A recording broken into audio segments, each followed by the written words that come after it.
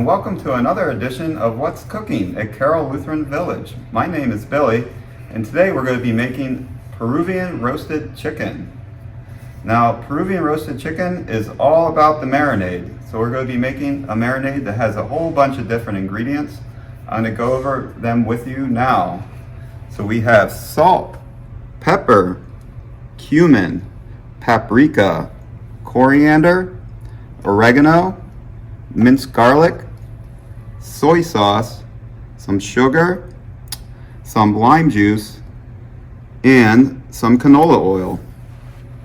And so basically, making the marinade is very easy. Just got to take the lime juice and the oil, put them in a bowl.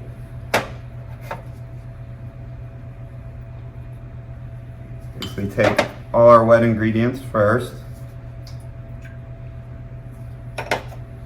and then combine all the dry ingredients.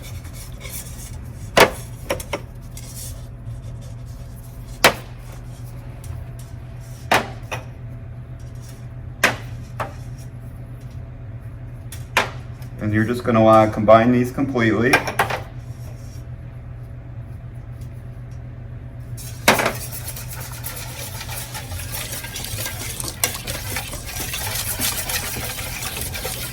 Now we have our Peruvian marinade. And we're going to take our chicken leg quarter and just completely coat it with the marinade.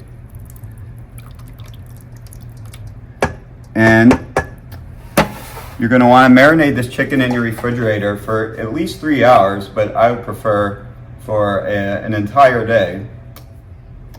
So I've roasted the chicken in the oven at 325 till the chicken reached an internal temperature of 165 degrees.